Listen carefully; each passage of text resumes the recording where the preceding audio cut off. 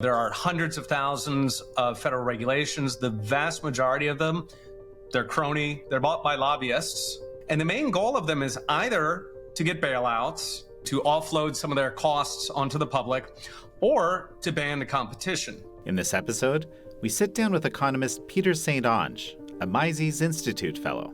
We dive deep into Trump's strategy to revitalize the American economy and what roadblocks may lie ahead. What Trump is doing is that he is very good at spotting the details of a negotiation, okay, of understanding who holds which cards. And when he looks at Europe, the striking thing about really every one of our trade partners is that they need us a heck of a lot more than we need them. Is America headed into a recession? What are the precedents?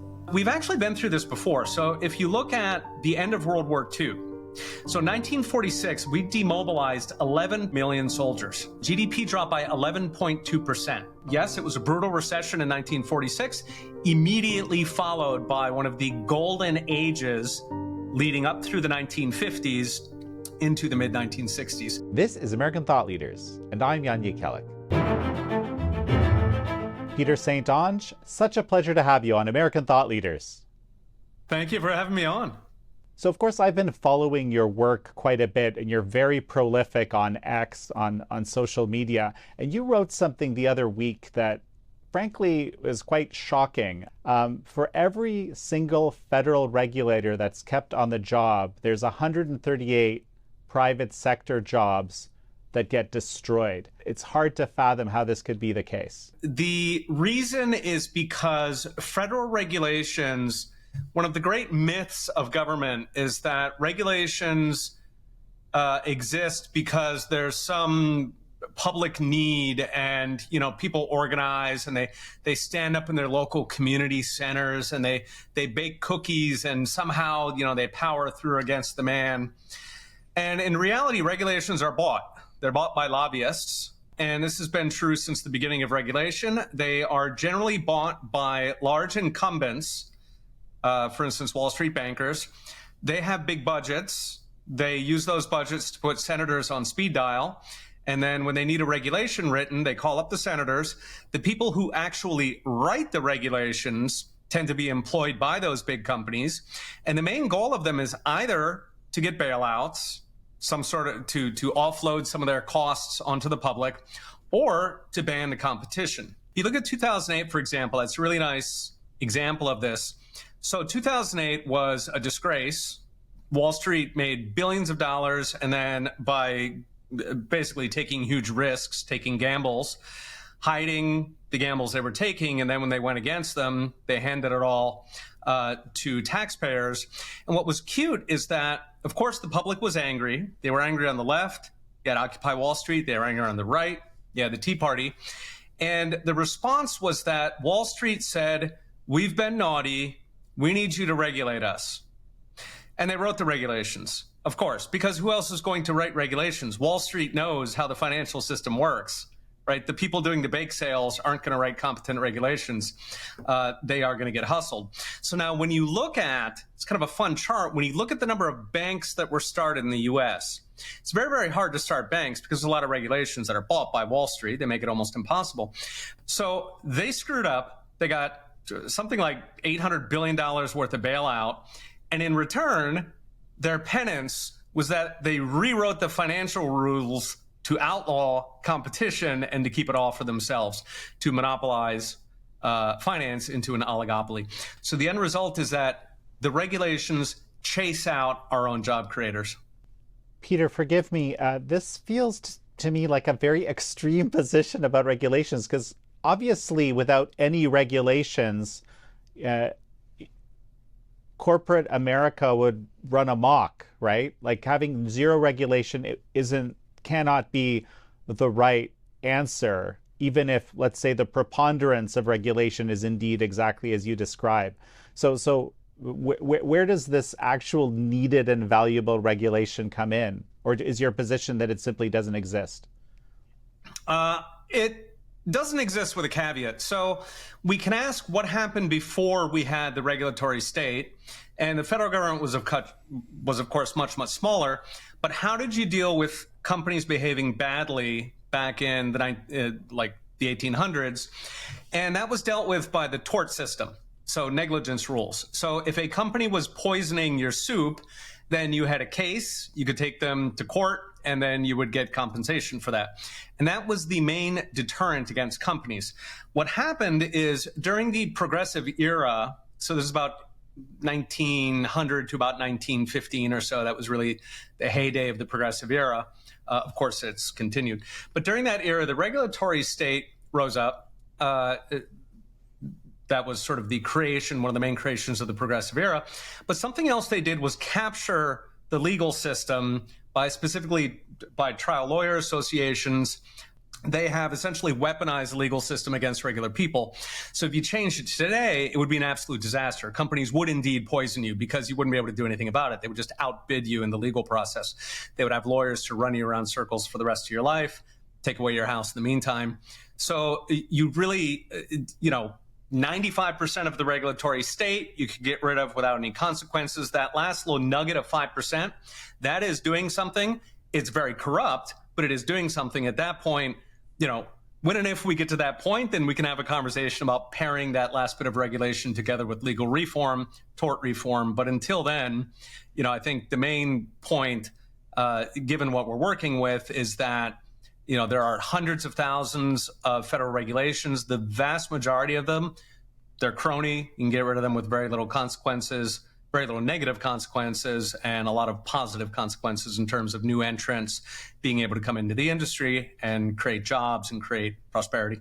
Fascinating. And, so let's talk about DOGE very briefly, right? One of the arguments that's been leveled against DOGE, there's a lot of, I've heard a lot of positive arguments, certainly, but one of the arguments that's been leveled against DOGE is that it seems too arbitrary, right? There's too much being taken out. It's unclear. I'm thinking about these regulations, right? If you're saying there's 5% that are doing something, 95 that aren't, if you get rid of the wrong 5, you could create a mess for exactly the reasons you just described. Is it possible this is the situation with DOGE? Yeah, it's always tricky if you're reforming a large organization. So the U.S. government employs about 2.4 million civilian workers. They have budgets, of course, about $6 trillion that they spend. It is by far the largest organization on Earth. Outside of China anyway. It's a very, very large organization. And so if you're trying to shrink it, if you're talking about a private company, you can just go in there and look through what's efficient, what's inefficient, and then cut the fat. With the federal government, it's very, very tricky because they've inserted sort of all of these tripwires and traps and fake doors. And so they have to go after what they're able to go after initially. So to give an example, when you join the federal government, the first year you are a probationary worker. It's much easier to fire you. You don't yet have all of those government union rules. Now, what they're currently doing is targeting those probationary workers because they're the low-hanging fruit. In a perfect world, they would not do that, right? Instead, they would, look at all of the employees and they would say, I don't care how long you've been here. Are you good at your job or are you not? Now, they've made a couple of mistakes. I think they laid off, there were some nuclear inspectors or something where they rehired them within like 12 hours. Elon has said that that's going to happen.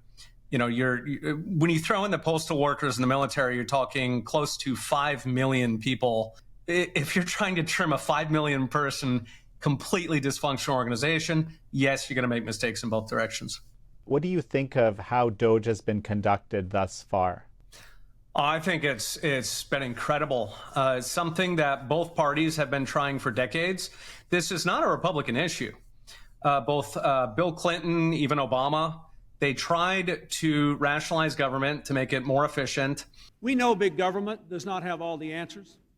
We know there's not a program for every problem.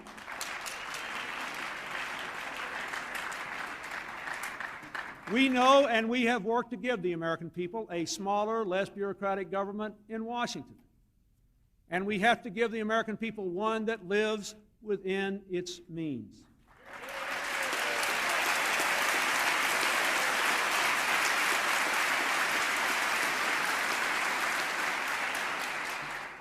The era of big government is over. Al Gore famously, he was going to make the government more efficient. He was carrying around an ashtray. It was like an $800 ashtray from the Pentagon or something. This has been a long-standing issue that has been recognized by both parties. And it's actually interesting. DOGE itself was created by Barack Obama. It was called the U.S. Digital Service, USDS. And he created that in the aftermath of the Obamacare website fiasco. So that was very embarrassing. And they said, okay, the federal government is dysfunctional. We're going to create this agency whose job is to go through and find efficiencies over, or above all, technical efficiencies. So this notion that DOGE is some outside creation, no, it was created by Obama. And it was created because there's a longstanding need recognized by all parties to rationalize the federal government to make it more efficient. It's just that when it's Trump doing it, the Democrats go nuts. When it was Clinton doing it, Clinton laid off several 100,000 federal workers. Not a peep. That was all about efficiency. It made a lot of sense, is what New York Times tells us. When Trump does it, it's literally destroying democracy. We're going to take a break, and then we'll be right back. And we're back with Peter St Onge. Let's actually talk about the economy. We've been hearing about lots of real structural problems with the economy. The debt, the amount of money that's been printed in the last few years, kind of the accelerating, interest payments on the debt. At the same time, basically since inauguration, inflation, and I have this by quite reputable numbers from the folks over at Trueflation, that it's down to something like 1.4%, if pretty steady. I don't even understand how that works, given the reality of the previous years, right? Given the amount of money printing and so forth. So can you give me a picture of what you think the economic reality for the U.S. is right now? So that's a big question. There's a lot of parts to it. Here, breaking it down. Okay, so you've got three numbers that I think people really care about. One of them is inflation, one of them is growth, and one of them is jobs. And if we start with inflation, the big story at the moment is that we've got this overhang from the Biden administration. The numbers that we're getting right now are really the tail end of Biden's numbers. And the reason is that it takes a while to collate most of these statistics. So the numbers that we've been recently getting have been sort of the final report card for Biden. Those have been pretty bad.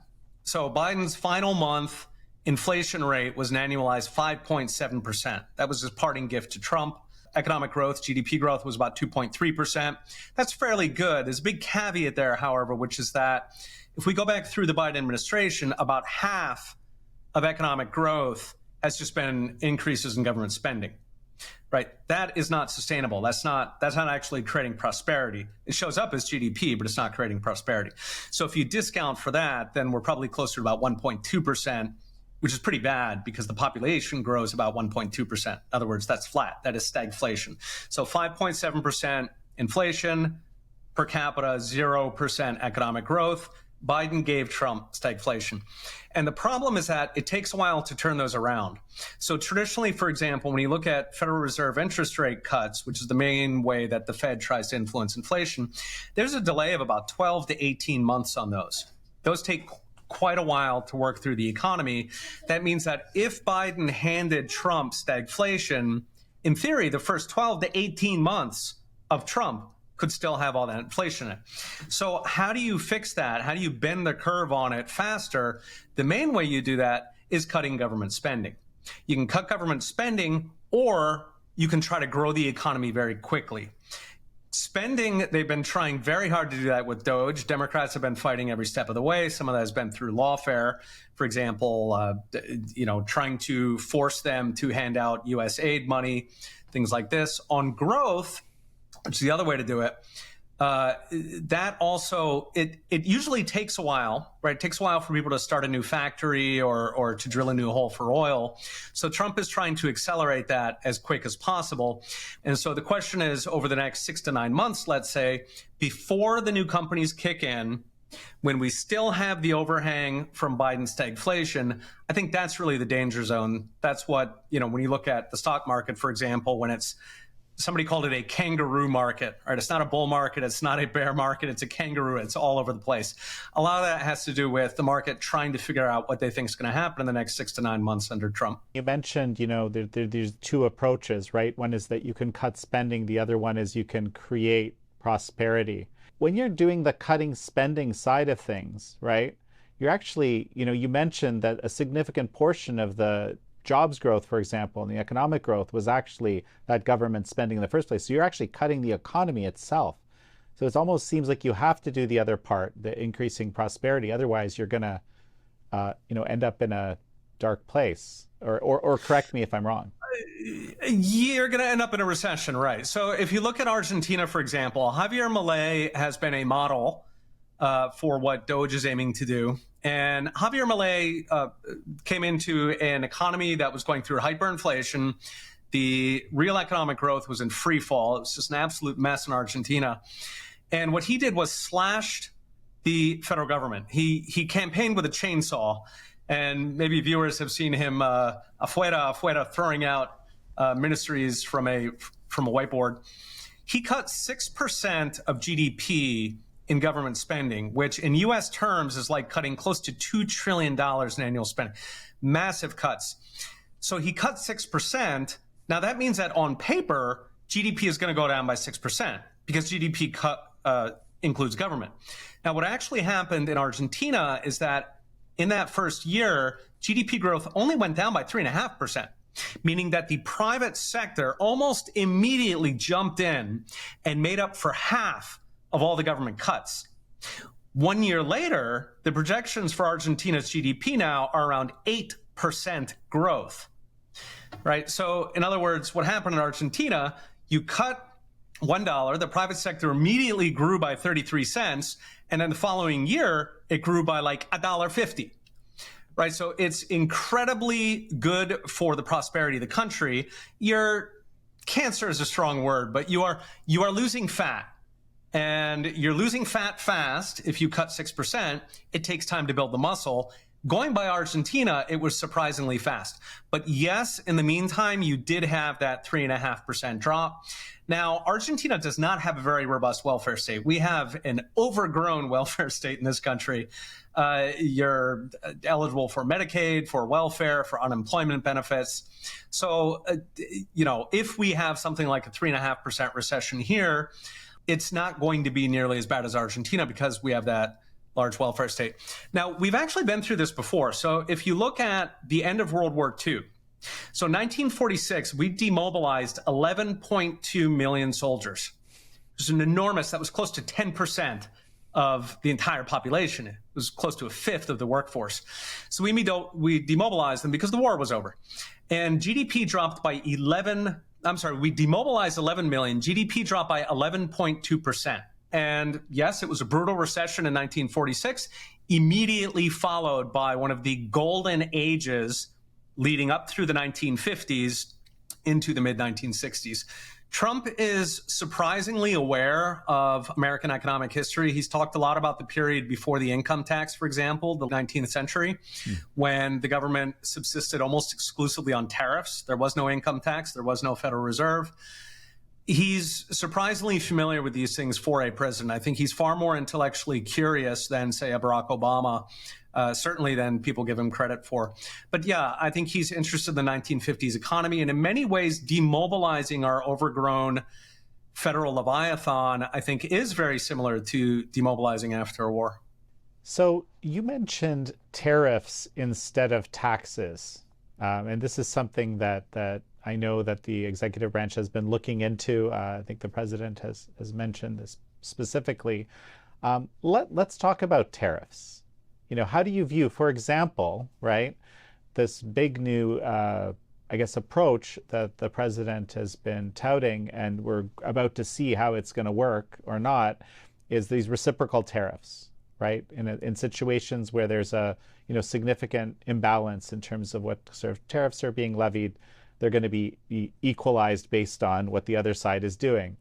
What do you think is going to happen?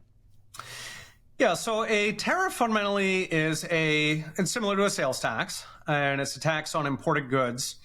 The trick is that, generally speaking, other countries are putting a lot more tariffs on us than we've been putting on them. Now, they're not all sort of tariffs written out on paper. A lot of them are non-tariff barriers, so they'll block our imports, by claiming some environmental or some health rule. Many of them are VATs, which are a type of income tax or a type of sales tax that most countries in the world impose. Those hit our goods if we sell stuff to France, but then France exempts its own products. So there's a variety of barriers that countries put on us. And for Europe, for example, they tax us at roughly 18% more than we tax them. What Trump is doing is that he is very good at spotting the details of a negotiation, of understanding who holds which cards and then seeing whether he can get a better deal. And when he looks at Europe, the striking thing about really every one of our trade partners is that they need us a heck of a lot more than we need them. So to give a flavor, something like 1% to 2% of the American economy is producing for export to Canada or to Mexico. On the other hand, 1/5, 20% of the Canadian economy is producing for export to the US. 1/3 of the Mexican economy is producing for export to the US. That means that we have massive leverage over these countries. Now, we could just make them dance to entertain us, but specifically what Trump is interested in doing is getting them to lower those barriers. And what he's saying is, if you get rid of your barriers, we'll get rid of our barriers. But in the meantime, we're going to calculate how much we think you're tariffing us with those non-tariff barriers and the VAT tax and all this, and we're going to put the exact same on you. And so because the U.S. economy is so important, right? Mexico cannot give up 1/3 of its economy. They'll have riots. They can't do it. And so what Trump is sort of doing is recognizing the enormous leverage we have over these countries. Now, that's not even to speak of the military. Right, so there's a number of countries in the world that only exist because the American taxpayer covers their bills for military. This is true of Europe. It's true of Japan, Korea. Certainly it's true of Taiwan. It is outrageous that any of these countries should have any trade barriers whatsoever against us, given what we give to them. So he is putting countries into line when they've been abusing the U.S. in the past. Well, Peter St Onge, any final thoughts? No, just to say that, if you look at what a difference it's been since 2021, the dark days of COVID, this is one for the history books. We are living history right now. Well, Peter St Onge, it's such a pleasure to have had you on. Thank you. Thank you for having me on, Jay. Thank you all for joining Peter St Onge and me on this episode of American Thought Leaders. I'm your host, Jan Jekielek.